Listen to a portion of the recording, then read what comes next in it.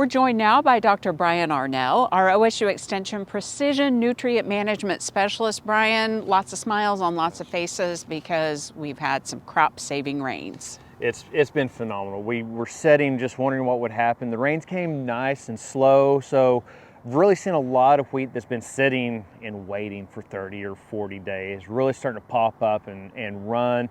Had a nice window to get a little bit of work done after the rain, and of course you see behind us we're wet again, which is not a problem.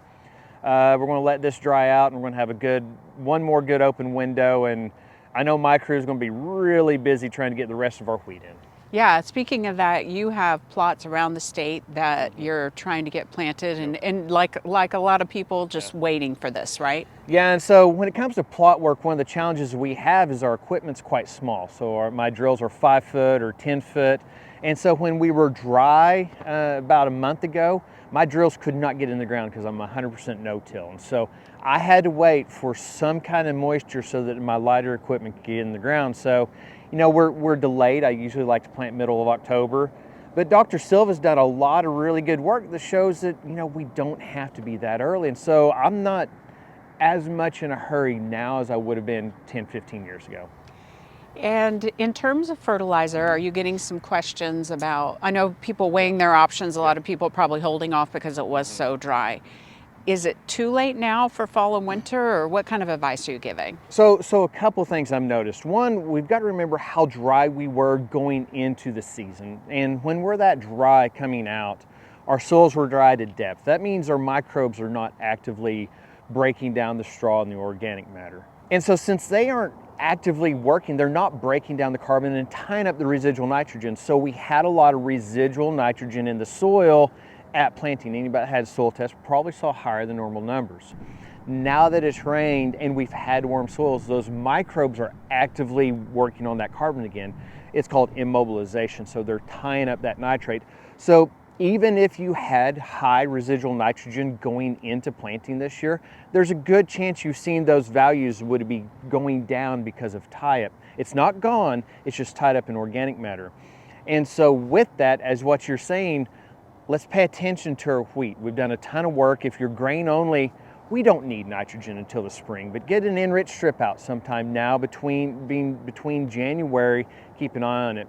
If you're grazing wheat and your purpose is for forage production, really keep an eye on those fields, look for signs of yellow or put an Inrich strip out there because we probably had tie-up and you have less than you expected.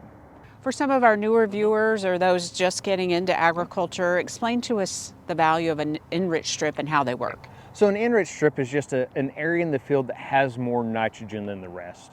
You could say that it's like when a fertilizer applicator overlaps, or even the cowpox, so the urine patches of the cattle, or I've seen it in dog parks, dog patches, where that crop or that plant is responding to added nitrogen. We can go out with a hand spinner spreader, an ATV, just anything, and put out about 30 or 40 pounds of nitrogen in a strip or in a patch in any field. It could be pasture or grain. And when that gets green, that means the rest of the field is deficient and it's time to fertilize. We've got a lot of work at OSU that also shows there's a benefit of a wheat crop being slightly deficient in the fall and early spring. It makes that plant chase nitrogen, so it makes that plant actively root deeper. We're thinking there may be some symbiotic relationships that is triggering with AM fungi. And so there's a lot of benefit for our crop to be a little stressed in the fall for grain. For forage, we want all the forage we can get. And so we're wanting, the second we see that difference, we're wanting to fertilize to make sure we can grow that biomass. And I'm sure you'll be talking about some of this at the upcoming winter crop school, you and the team getting organized. Absolutely, we're excited to host this. This is a special winter crop school for us because it will be a new ag hall. So we get a showcase, agriculture hall, we get a showcase the classrooms and the environment there.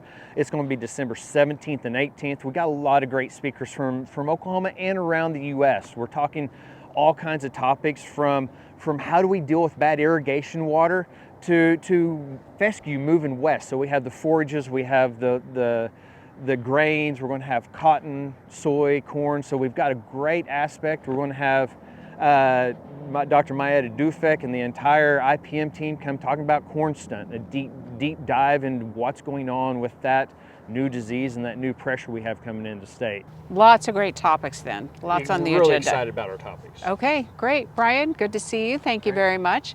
And for more information on the Winter Crop School as well as Inrich Strips, just go to sunup.okstate.edu.